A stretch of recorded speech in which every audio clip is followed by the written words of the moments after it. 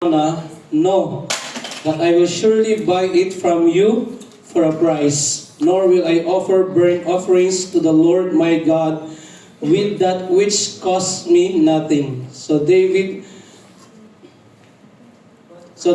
bought the threshing floor and the oxen for 50 shekels of silver. Can we just close our eyes? Hallelujah.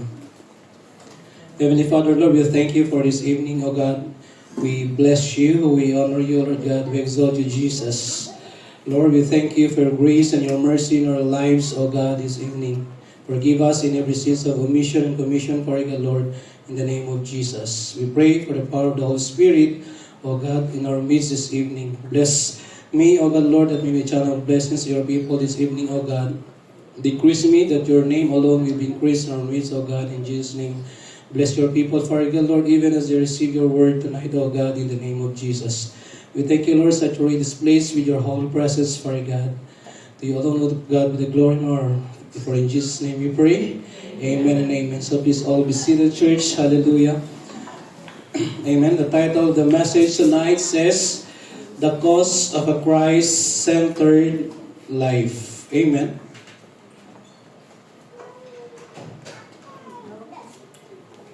Hindi yata na to, sis.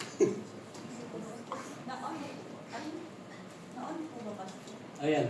So itagalog po, ang halaga ng isang buhay na nakasentro kay Kristo. Amen. Ang halaga ng isang buhay na nakasentro kay Kristo. Amen. I'd just like to give a background of this very verse that we have read a while ago in 2 Samuel chapter 24 verse 24. Nais ko pong basahin sa Tagalog. Ngunit sinabi ng hari, hindi maaari babayaran kita sapagkat hindi ako maghahandog kay Yahweh ng anumang walang halaga sa akin. Take note of this, church. Hindi ako maghahandog kay Yahweh ng anumang walang halaga sa akin. Kaya't binayaran ni David ang giikang iyon at ang toro sa halagang 50 pirasong pilak. Looking back at 2 Samuel chapter 24, in the beginning of verse 1, we could see here that to give a background of this in the previous verses, David had sinned by ordering a census of Israel and Judah with a wrong reason or motive. Verses 1 to 10. Excuse me. He wanted to measure the military strength that he has instead of relying on God. And that reveals his pride, his self-confidence, and national boasting. So in verse 3 of the same verse, sabi niya po doon, and Joab said to the king, Now may the Lord your God add to the people 100 times more than there are, and may the eyes of my Lord the king see it. But why does my Lord the king desire this thing? Why does David desire to do the census?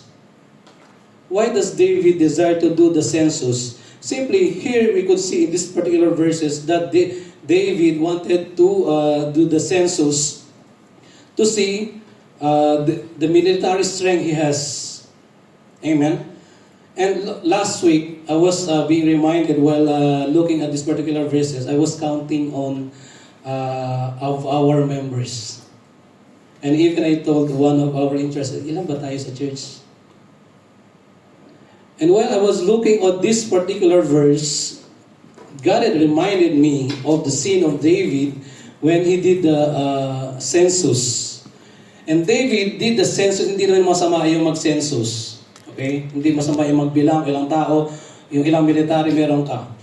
But, what is the very reason or what is the very motives of doing the census? So here, David, he wanted to measure the military strength that he has instead of relying on God. And that's why the judgment fell on Israel. And now, because of that, there's the judgment fell on Israel. Now, God gave him options. Which one? Because in this passage, we could see here in verses 10. And David's heart condemned him after he had numbered the people. So David said to the Lord, I have sinned greatly in what I have done, and now I pray, O Lord, take away the iniquity of your servant, for I have done very foolishly. Now, God gave him a chance. So pumili siya, anong gusto mong punishment. He chose the blood. And he offers sacrifice, burnt sacrifice. Basahin po natin in verse 22, mga kapatid. In verse 22 of the same chapter, it says here, Now Araunah said to David, Let my lord the king take and offer up whatever seems good to him. Look, here are oxen for burnt sacrifice and threshing implements and the yokes of the oxen for wood. All this, O king, Araunah has given to the king. And Araunah said to king, My lord, may the Lord your God accept you. So it's free. But what did David respond? In verse 24, Then King David said to Araunah, No, but I will surely buy it.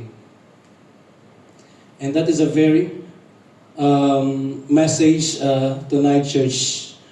Why did David refuse to accept the offer of Araunah? It's free. Yeah? So you can take it, it's free, and use it as a burnt offerings. But David refused. Sabi niya, bakit ba nag-refuse si David na kunin yung binibigay ni Araunah as a burnt offering? Bakit ayaw? No, he insisted to pay it. Take it and use it as a burnt offering, free of charge.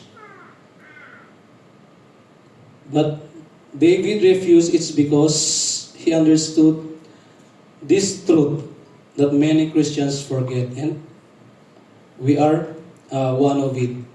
He refuses to offer God something that costs him nothing. Kaya sabi niya doon, I refuse to offer God something that costs me nothing. Tayo po ba? Minsan po gusto natin yung mga freebies lang. We wanted freebies, especially when there are offers. We wanted freebies. You know, for me, I have an app, usually for McDonald's. Tingnan ko nga kung meron akong free. Sino dito gusto ng free? Here we could see David refuses to offer God something that costs him nothing. So there is always a cost in full surrender. A cost that many Christians forget. So in this passage, papag-aralan po natin yung 4 na F that cost us. Amen? That cost every Christians to have a real Christ-centered life. Paano ba tayo magkakaroon ng isang buhay, amen, na nakasentro sa ating Panginoon? And number 1, it says there, a Christ-centered life will cause your favorite sins. In this passage, we have seen the pride and ambition of David in counting the people so that he could glory in the size of his nation and military strength, its power and defenses. So, siyempre, when your military strength, your military troops are numbered more, malaki yung military troops mo. And of course, the tendency will always be your military strength will be even more. Your power, your defenses. But see, we could see here that by doing this, he forget something. He tries to census the military number that he has. So by doing this, he put his faith in the size of his army, rather in God's ability to protect. Yung Pilipinas ba, kapag binomba tayo ng China, ano mangyayari? Ano yung laban ng military strength natin? Amen. But we put our faith in God. Amen. We put our faith in God who is the one who is able to protect us. So, here David was being warned by Joab. Sabi ni Joab in verse 3. In verse 3 dun sa 2 Samuel. But why does my Lord the King desire this thing? Bakit mo ba kailangan bilangin ang military number na meron ka? But David did not heed his advice. Hindi siya nakinig. So in the same way, we as Christians, it will cost us also. We sin in a similar way when we replace our security, amen, in our strength. We put our faith in our strength. Or we put our faith in our money. Hindi, marami akong pera. Hindi, marami akong possessions. At we sin in a similar way with David. Hebrews 12 verse 1 says, therefore we also, since we are surrounded by so great a cloud of witnesses, let us lay aside every weight and the sin which so easily ensnares us, and let us run with endurance the race that is set before us. Amen. So bilang isang Kristiyano, it costs us our favorite sin. Ano yung paborito mong sin? What sins do you knowingly tolerate? What sins keep you in bondage? Sa atin bilang isang Kristiyano, isa sa pinaka-basic sin is that laziness. Walang gana sa pagsamba. Available naman pero walang gana sa pagsamba. Walang gana sa pag-attend ng Bible study, kahit available naman sa bahay. Amen? Ephesians 4 verse 30 reminds us, and do not grieve the Holy Spirit of God by whom you were sealed for the day of redemption. It requires us a full surrender. Amen? In dealing with our favorite sin. What is our sin right now? Maybe our sin is not so obvious. But what I have said a while ago, yung laziness ng isang Kristiyano, amen, it's very common. And sometimes we use it as an excuses. Ano pa? Anger. So, full surrender demands dealing with favorite sin. It is one of the it costs us. So bilang isang Kristiyano, those sin, there's a lot of sins. Amen?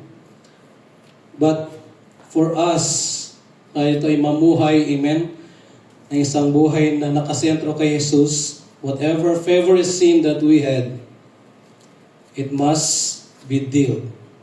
It must be hindi po yun yung magiging mark natin bilang isang Kristiyano. Kaya sabi na we are being reminded in Ephesians 4:30, and do not grieve the Holy Spirit of God by whom you were sealed for a day of redemptions. Amen. So tonight, this evening, church, let's be reminded, what sins do you knowingly tolerate? Ano yung tinotolerate natin? Minsan, alam nating sin, and yet, we tolerate it. What sins that keep you in bondage? Amen. Can you just put in the next slide, please? So, let this be a reminder for us, church, to have that full surrender to the Lord. Amen. Full surrender to the Lord. Number 2, ano pong sabi niya dun? A Christ-centered life will cost the favor of the world. The moment you live a life centered on Christ, your life begins to swim against the current of this world. The moment you live a life centered on Christ, your life begins to swim against the current of this world. Can you just let's ponder on these questions. Take note of this church, of this question. Does my life swims against the current of this world? Lumalangoy ba ang buhay ko laban sa agos ng mundong ito? Or sumusunod ba ang buhay ko sa agos ng mundong ito? Kasi bilang isang Kristiyano, kung ano yung trend, yun din yung ginagawa. Kasi yung haircut. Ito yung trend ngayon. So, I was wondering when I was in the Philippines, so bakit ganito yung gupit ko? And I was being surprised when I look at other people. I said, okay, ganun pala yung trend. Yun pala yung trend. Yung parang may dito sa harap eh. Basta pare-pareho. Sabi ko, yun pala yung trend. So, bilang isang Kristiyano, does my life swims against the current of this world? Or sumasabay ito sa agos ng mundo? Take note of this church.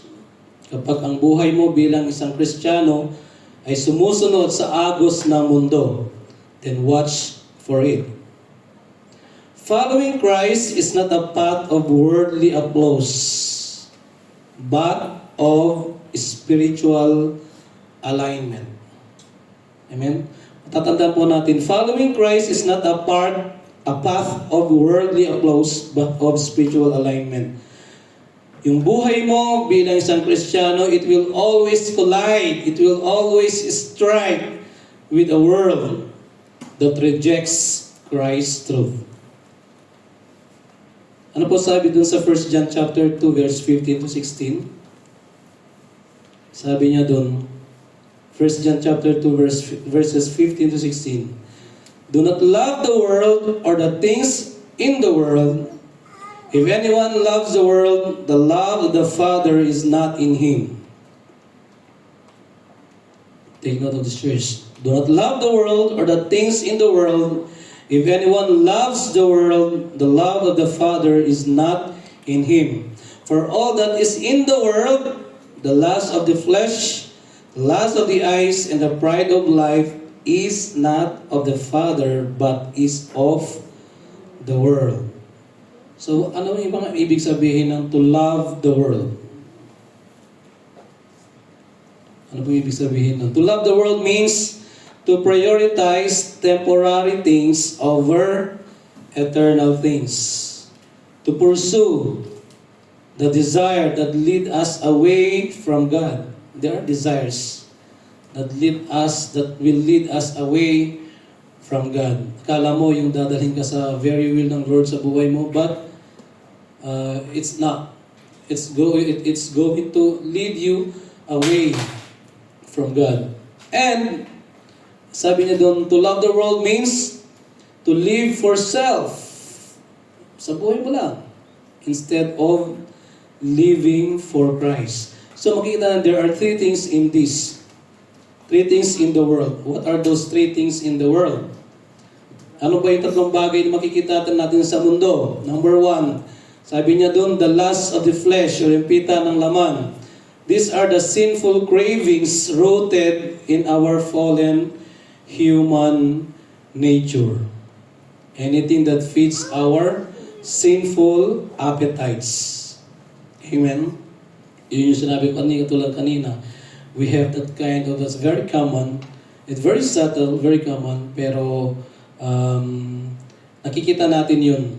Yung laziness. Walang gana sa pagsamba, walang gana sa pag-attend ng Bible study, walang gana sa prayer meeting.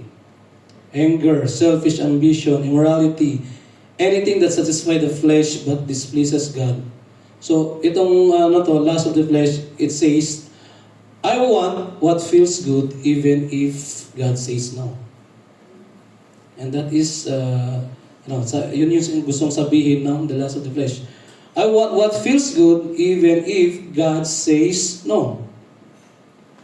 The lust of the eyes. And this is one of the things that is in the world.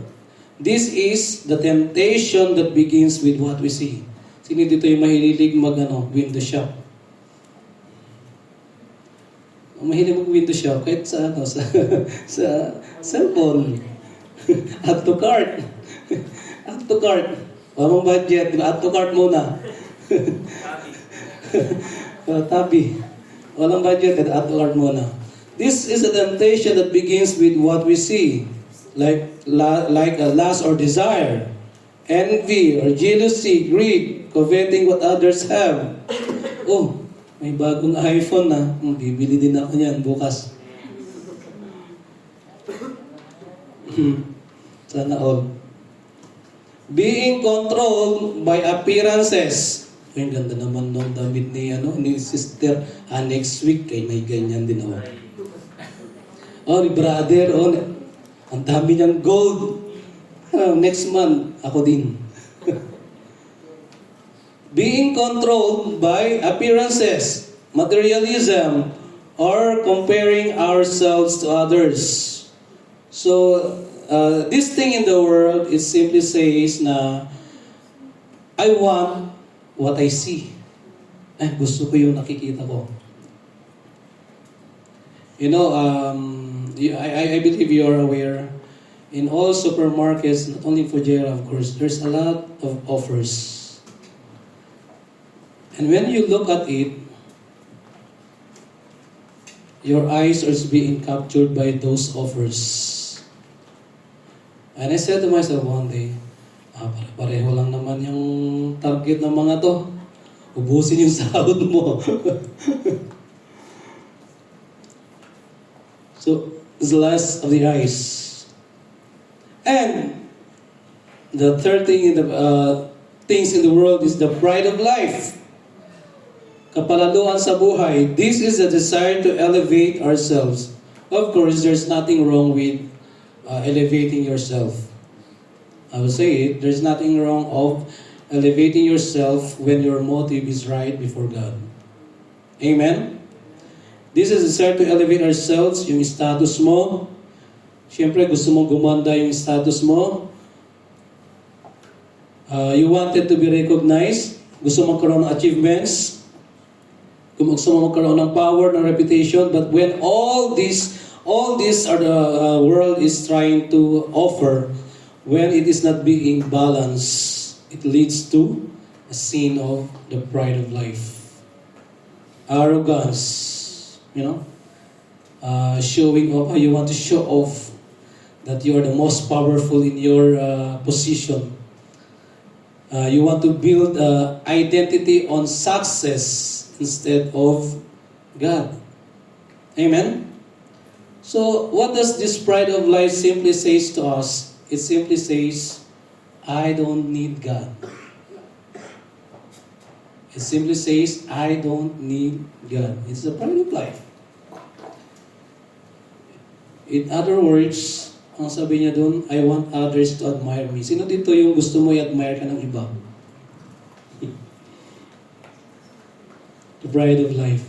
The world says, follow your desire.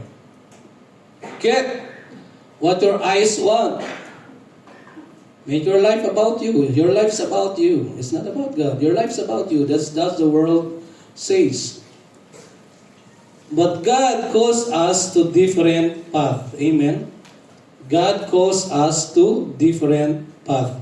Ang nais ng Diyos na tahakin natin. A life that resists the current of this world. Amen? And swims toward holiness, obedience, and love for God. Yun po yung gusto na ang nais ng Diyos na tatahakin natin. Amen? So, when our life, we have to check, does our life swims or goes along with the current of this world? Or are we, tayo ba ay, do we swim towards holiness, obedience, and love for God? Church, when you choose Christ above everything, above popular, there's a lot of people that they wanted to be popular. When you choose Christ above everything, above popularity, above luxury, or above the approval of men, you will lose the favor of the world. You will lose the favor of the world when you choose Christ above everything. Because the world is celebrating, what God rejects. John chapter 3 verse 19 reminded us, and this is the condemnation, that the light is come to the world, and men love darkness rather than light. Amen. Christmas na po ngayon mga kapatid. And there are so many lights are lighting. But the thing is that, yung nakikita ba nating ilaw, does it reflect the light na dapat makita sa atin bilang isang Kristiyano? Because this very verse tells us, and men love darkness rather than light because their deeds were evil. The world reject Christ and His followers. John chapter 15 verse 19 to 20, ano pong sabi dun? So sabi niya dun, if you were of the world would love its own. Yet, because you are not of the world, but I choose you out of the world, therefore the world hates you. Bilang isang Kristiyano, amen, God chooses us out of the world. Yes, we may be living in this world, but this is not our main destiny. This is not our main destiny. Remember the word that I said to you, a servant is not greater than his master. If they persecuted me, they will also persecute you. If they keep my word, they will keep yours also. See, the truth here is that, yes, the world may reject you even as you preach the word of God. Maybe you are preaching the word of God to someone and they reject it. Don't be surprised. Because if they have rejected Christ, we too will be rejected. But take hold of the promise of God that the world may reject you, but Christ will always receive you. Amen? Huwag kang magtaka na i-reject ka, even in your family. You may be sharing the word of God in your family or even to other people. Nasubukan mo na ba yung napagsarahan ng pintuan? Amen? You want to pray for someone or you want to reach out for someone and yet the door is being closed to you. Remember this, church, the world may reject you, but God will always receive you. Amen? Amen. And that, don't be surprised, amen, when you live a life that is centered on Christ, it will cost you the favor of the world. Amen? Because you are going against the current. And this is the main question that we have to ask ourselves. Ako ba ay sumusunod sa agos ng mundo? O ako ay namumuhay ayon sa kung ano ang kalooban ng Diyos sa buhay ko? Amen? So this is the first one. It will cost you your favorite sin. It reminds us of our favorite sin. We have to get rid of all those favorite sins. We have to get rid of the favor of the world. Amen? And the next one, sabi niya doon, when we live a Christ-centered life, it will cost us financially. Paborito to ng bawat isa. Especially when you are faithful. David bought the threshing floor and oxen. So now he was ready to make a sacrifice. He bought it, and now he was ready to make a sacrifice. So serving Christ cost us financially. Who among us had realized this? That serving Christ cost us will cost us financially. For this one, I never thought when I became a believer back then in 2008. I never thought that money, the money that will I have,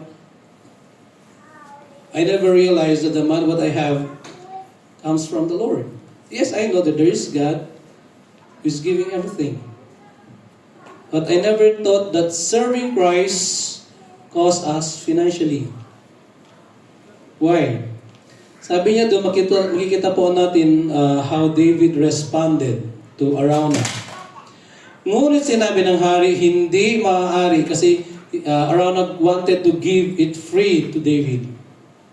Pero ang sabi ni David, babayaran kita sapagkat hindi ako maghahandog kay Yahweh ng anumang walang halaga sa akin. Worship is costly.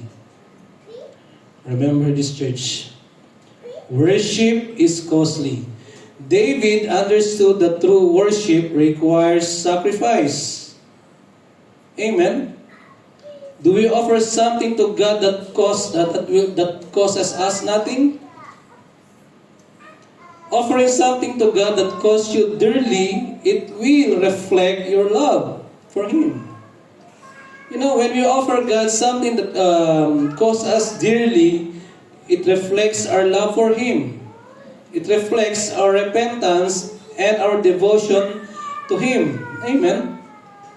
It expresses our genuine surrender and honor to Him. Why? Because He deserves the best, not the leftovers. Amen. He deserved the best, not the leftovers. It could be easy for David to accept the offer from Araunah. Take the land, take the oxen, it's free of charge. You will not pay anything to me. But David insisted that he will pay. And the same thing for us, we as Christians, we should insist in paying our financial obligations, our financial responsibilities. Amen? Walang amen. It costs you. Once you are a Christian, it costs your financials. This is one thing that I realized, church, when I started to grow in my knowledge of the Lord. Na ang bawat pera pumapasok sa bulsa ko ay nanggagaling sa Diyos. Amen. Na ang bawat pera na pumapasok sa bulsa ko, ang bawat lakas na iginugugol ko para kumita ay nanggagaling sa Diyos. Amen. Church, God has reminded me of something, this one. This is not to boast, okay? I just wanted to testify the goodness of the Lord. Back then in 2019, I was giving these tithes that I have. And the Lord has reminded me, my son, you've been always praying before. And it's always your declaration. Because whenever I prayed, I said, Lord, you will multiply this seed 100-fold. Lord, you will multiply this seed 100-fold. That tithes that I had back in 2009, it's really indeed multiplied 100-fold. And all to the glory of God. Why the Lord has wanted me to say this? It's because there is power in declaration, church. There is power in declaration when it's coupled with faith and obedience to the Lord. Kaya sabi ni David, sapagkat hindi ako maghahandog kay Yahweh ng anumang walang halaga sa akin. And this, whenever we offer to God something that costs us dearly, it will truly reflect your love for Him, your devotion for Him. Amen? Because He deserves the best. Amen? Amen?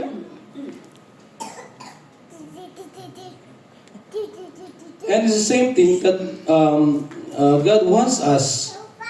He continues to challenge us, amen, to give our best time, to give our best service, and to give our best resources out of the measure which God has given us. Hindi naman hihingi ni Lord sa atin yung hindi natin kayang ibigay. Kundi kung ano yung ibinigay niya sa atin out of the abundance of what we have, God wanted us, amen, to give the best that we have. Amen? Amen. Amen? Amen.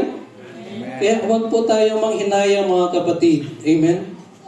And let's have that declaration always. Lord is seed and going to seed in your vineyard, you're gonna multiply it 100-fold.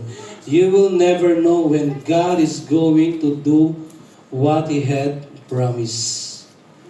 Just this afternoon, around 4 p.m., when I sit down on this message, the Lord has reminded me, my child, this is your declaration back then in 2009. And while I'm going through this, the Lord has reminded me, yes, oo nga no, Lord, wala talagang imposible sa iyo. Walang imposible sa Panginoon. When I calculated, sige nga, gawa tayong math. And that tithes, which I'm realizing back then, God had indeed multiplied it 100-fold. Eksaktong-eksakto. So what I have to do? Will I keep it in myself? No. We have to give back to the Lord. Because it is God who gives us the power to produce, wealth. It is God who gives us the power to produce wealth of what the resources that we had. Amen? It is God. And I wanted to challenge the faith of each and every one of us. If you are not tithing, give your tithe to the Lord. Pay your tithe to the Lord. Pay your tithes to the Lord. It's not yet too late. Because a Christ-centered life, it will cost you financially, but the blessing of the Lord, when it is being done in faith and in obedience, amen, you will experience a return of 100-fold. A heart that honors God will always choose sacrifice over convenience. Hindi, malaki na to eh. Sayang naman. Commitment over comfort, and obedience over excuses. Church, this is a challenge for you and I. What would you give if Christ were really Lord of your life? Amen. God desires us to give our time, of course, our best service to the Lord. And of course, He wanted to give us in His ministry. Paano magpapatuloy ang ministeryo ng Panginoon kung hihinto tayo sa ating pagbibigay? Amen? Hindi po dahilan na kukunti tayo mga kapatid. Kung tayo po ay faithful sa seed sa provisions na tanggap natin sa Panginoon, the ministry will continue to expand. The ministry will continue to proclaim the gospel because God is using you to provide for His ministry. Amen? Hindi po ako nagagalit mga kapatid. But God is reminding us tonight. Hallelujah. That God is indeed faithful and true to His promise. Amen? So what would you give if Christ were really Lord of your life? Amen? And lastly, number 4. Ang isang buhay na nakasentro sa Panginoon, it will cost your first place in your heart. Who is the first in your heart? Asawa mo? Husband mo? A Christ-centered life will cost your first place in your heart. Christ doesn't ask to be an option. It doesn't ask to be an option. He demanded to be first. Amen? Christ-centered life will cost you the throne of your heart. Sino ba yung nakaupo sa sentro ng iyong puso? And what does this mean for us, church? You cannot follow Christ while keeping Him in second place. Second honor lang si Lord sa buhay mo, sa buhay natin. Colossians 1:18, sabi niya po doon, siya ang ulo ng iglesia ng kanyang katawan, siya ang pasimula, siya ang panganay na binuhay mula sa kamatayan upang siya'y maging pangunahin sa lahat. Christ deserves first place in life because of who He is. Amen? He deserves our first place in our lives because of who He is. He is our Lord, He is our Savior, He is our King. Amen? Matthew 6:21, ang pong sabi doon sa Matthew 6:21, sapagkat kung saan naroon ang iyong kayamanan, naroon din ang iyong puso. Amen. For Christ to take first place, something else must step down. Ano yung mga for Christ to take His rightful place, first place in our hearts. So our pride should come down, our comfort, our sinful habits, the ungodly relationships that we had, the desire for approval, and the love of this world. So, Christ-centered life will cause the throne of our hearts. Meron akong tubig kanina, pero nakalimutan ko nilagay. Thank you. Ay, naman. Thank you. Amen? So sapagkat kung nasaan ang iyong kayamanan, naroon din ang iyong puso. So for Christ to take first place in our lives, we have to get rid of all of those. Get rid of the pride, of the comfort, of the sinful habits we have, the unhealthy relationships, the desire for the approval, and the love of the world. Yung kanina, na-discuss po natin kanina. Amen? Because we cannot serve two masters. Amen?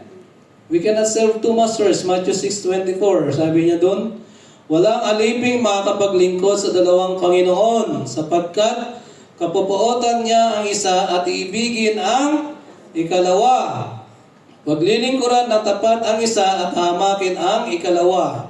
Hindi ninyo maaaring paglingkuran ng pareho ang Diyos at ang kayamanan. We have to decide, church. Anything we love more than Christ must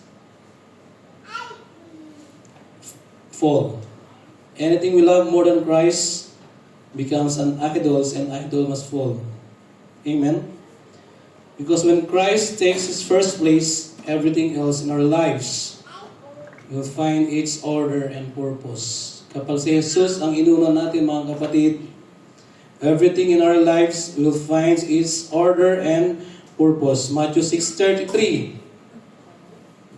Matthew 6:33, ano pong sabi doon? Ngunit, higit sa lahat ay bigyang halaga ninyo ang kaharian ng Diyos at ang pamumuhay ng ayon sa Kanyang kalooban. At ibibigay niya sa inyo ang lahat ng mga bagay na ito. Amen. So when Christ becomes number one sa buhay mo, yung kanyang kapayapaan, it will overflow. Whatever you're going through, hardship, struggles, but when Christ becomes number one sa buhay natin, His peace overflows. Amen?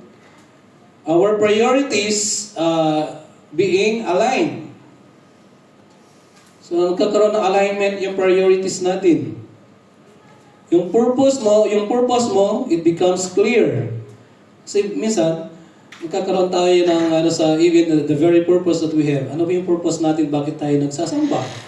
Ano ba yung purpose natin? Bakit patuloy tayo nagbibigay? Kung ang purpose mo ay patuloy, kung bakit ka nagbibigay is to sabihin mo, hindi, gusto kong makita kasi yung tithe, gusto kong makita nila sister, ni brother yung tithes ko na nagbibigay ako. Let's check our motive, church. Because the Lord weighs down our motives. Amen? Kahit gaano kaliit o kalaki, Amen? Kung ang motives ay tama, God's going to bless it. Amen? Decisions gain direction. Nagkakaroon tayo ng direction sa ating mga desisyon kapag ang Diyos ang ating inuna. Amen? And of course, blessing follow obedience. Whenever we obey, amen, we experience the blessings of the Lord. Even strength rises in trials. Take note of this, church. Life works best when Christ sits at the center. Life works best when Christ sits at the center. Amen? Ang Panginoong Jesus ang nasa sentro ng ating buhay. Have you remember the song, Jesus Be the Center? I think Sister Isa says, it is her song. Sarina? Okay, sino sila? Jesus be the center of it all. Jesus be the center of it all. Amen? Life works best when Christ sits at the center. Amen? It's a reminder for us. Amen! Hallelujah! Natandaan po ba natin yung 4 na F? So, kapag tayo ay namumuhay, amen? Ang ayon, na ang ating buhay ay nakasentro sa Panginoon, it will cause us our favorite sin. We have to get rid of our favorite sins. We have to get rid of the favor of the world. Hindi po tayo susunod sa agos ng mundo. Amen? Amen po ba? Amen?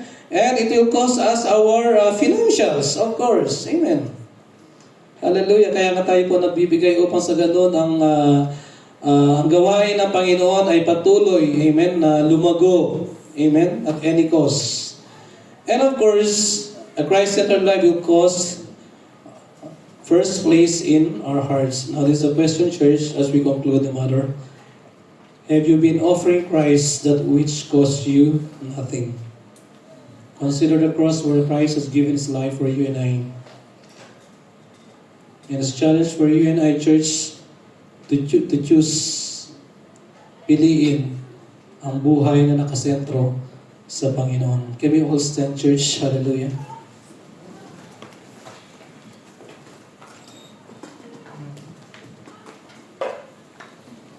Hallelujah. Let's come to the Lord in prayer, church. Hallelujah. Let's surrender our lives to the Lord. Hallelujah. Let's surrender our lives to Him right now, church. Speak to the Lord in prayer. Hallelujah.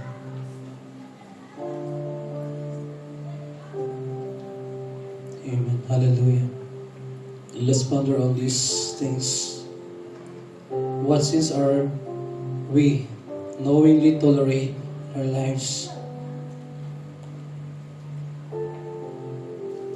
Do we follow the current of this world, or do we go against it in order to follow Christ? Are we faithful in the substance which Christ has given us and return to Him what is due in His vineyard, that it may continue to be used for the expansion of His kingdom? Thus He sits at the throne of our hearts. Hallelujah. Let's continue pondering this, church. Hallelujah. Let's continue to go to let's pray. Surrender our life to the Lord, church. Hallelujah. Yes, O Lord. Hallelujah, Jesus. Father God in heaven, Lord, we thank You for this evening. We bless You, we honor You, O God. Thank You for this word that You have used to remind us, Father God, Lord, na ang mamuhay, O God, Lord, na nakasentro sa Iyo, O Diyos, ay ang nais Mo sa aming buhay, Panginoon. Lord, thank You for reminding us tonight, O God, Lord, to get rid of those sins in our lives, O God, sins of omission, sins of commission, O God, in the name of Jesus. Lord, help us, Father God, Lord, hallelujah, not to love the things of this world, O God, Hallelujah. That we'll continue, O God, to be able, O God, Lord, to live a life that is holy, pleasing before you, O God, in the name of Jesus. Lord, we surrender to you our substance, O God, Lord. Hallelujah. Can you continue, O God, Lord, to increase, O God, Lord, the substance of your people, Father God, Lord, as they continue, O God, Lord, to honor you, O God, Lord, in their finances, O God, in the name of Jesus.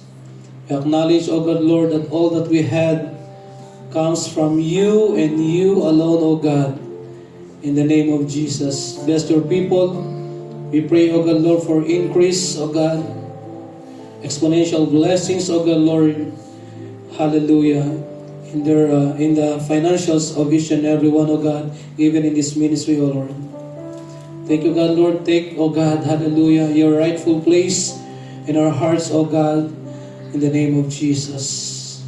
We thank you, Lord. We bless you. Thank you for reminding us of your word tonight, O God. The glory belongs to you, O God, Lord, hallelujah. For in Jesus' mighty name we pray. Amen and amen. Church, tonight is first Saturday of the month.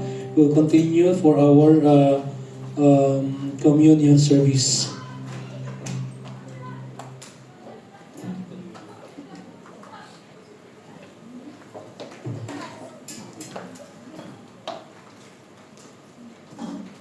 Good evening, brethren.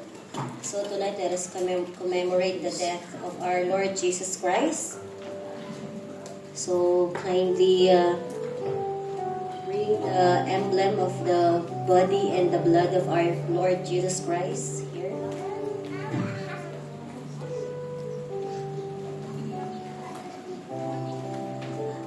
Okay, let's read the scripture from the book of Hebrews, chapter 10, verses 19 to 20. And it says, Therefore, brothers and sisters, since we have confidence to enter the most holy place with the blood of Jesus, by a new and living way open for us through the curtain that is his body. And since we have a great priest over the house of God, let us draw near to God with a sincere heart and with the full assurance that faith brings, having our hearts sprinkled to cleanse us from a guilty conscience and having our bodies washed with pure water. So tonight, brothers and sisters in Christ, we who come to receive the Holy Communion of the body and the blood of our Savior. Christ can come only because of His great love for us. Amen. So for despite the fact that we are completely undeserving of His love, our Savior Christ humbled Himself to share our life and to die for us on the cross. In remembrance of His death and as a pledge of His love, He has instituted this holy sacrament which we are now to share. But those who would eat the bread and drink the cup of the blood of the Lord must examine themselves and amend their lives. They must come with a repentant heart and steadfast faith. Above all, they must give thanks to God for His love toward us in Christ Jesus. So let us pray over the two elements that represent Jesus' death on the cross. O Father God in heaven, Lord God, Lord, we thank you, our Father, for the life which you've made known to us by Jesus, your Son, by whom you made all things and take care of the whole world. You sent Him to become a man for our salvation. You allowed Him to suffer and to die. You raised Him up, glorified Him, and have set Him at your right hand. And in Him, you promise us the resurrection of the dead. Lord Almighty, the eternal God, gather your church from the ends of the earth into your kingdom as grain was once scattered and how has become one loaf. Our Father, we also thank you for the precious blood of Jesus Christ, which was shed for us, and for His precious body, as He appointed us to proclaim His death.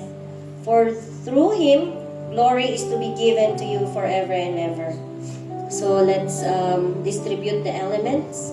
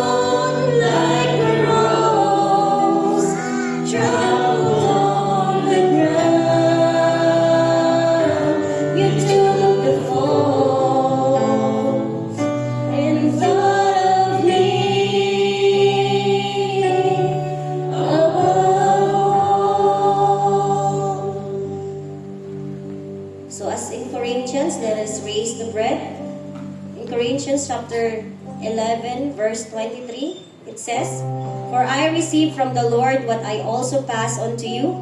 The Lord Jesus, on the night he was betrayed, took bread. And when he had given thanks, he broke it and said, 'This is my body, which is for you. Do this in remembrance of me.'" Let's eat the bread.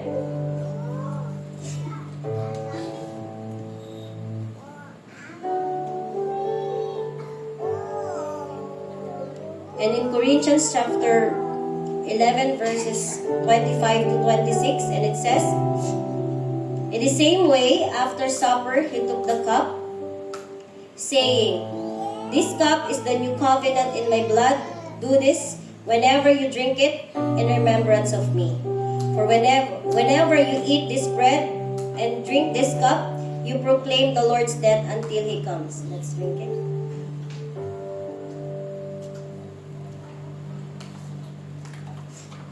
So let us bow our heads one more time. O Lord God, eternal Father, Lord, we praise and thank you for your grace that through your Son Jesus Christ, you established this supper in which we eat his body and drink his blood. By your Holy Spirit, help us to use this gift, Lord God, to confess and forsake our sins, to confidently believe that we're forgiven through Christ, and to grow in faith and love day by day, until we come at the last of the joy of eternal salvation through Christ Jesus, your Son, our Lord. Amen and amen.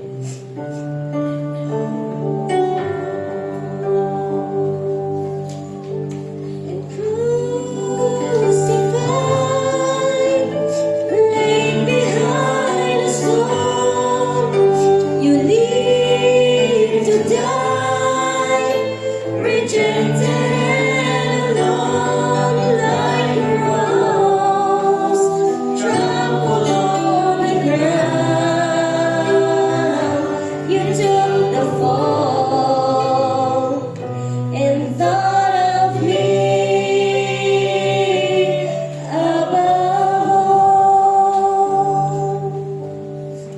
It's time for us to give, brothers and sisters.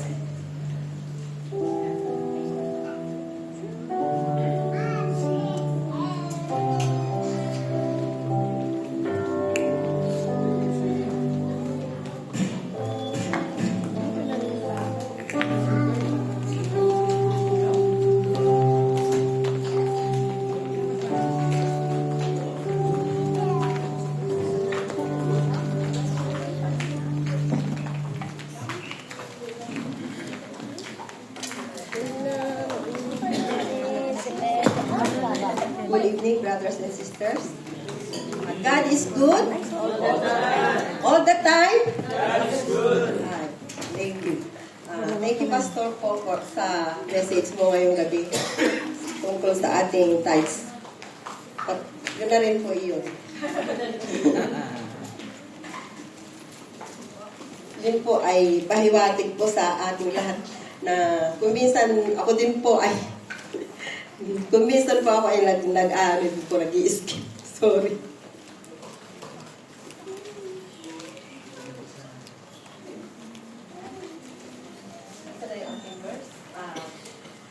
Dito po ay may verse po tayo. Makikita sa chapter, sa book of Philippians, chapter 4, verse 19. Sabi niya, "And my God will meet all your needs according to the riches of the glory in Christ Jesus." Ano po yun? Ang sabi po niya, God responds to our giving with His provisions. When we give, whether tithes, offerings, or supporting ministry, we are not losing anything. Instead, we are opening the door of God's blessings, acknowledging that He is our provider, trusting Him more than our resources. Giving positions us to experience God's faithfulness. God supplies all our needs, His way, His timings. Sabi nga sabi ni Paul, didn't say some needs, but all needs, spiritual, emotional, physical, and financial. But God provides according to His riches, not according to our limits. This means His supply for us is abundant. His provision is not affected by economic crisis. God is not limited by our job, instead salary or circumstances.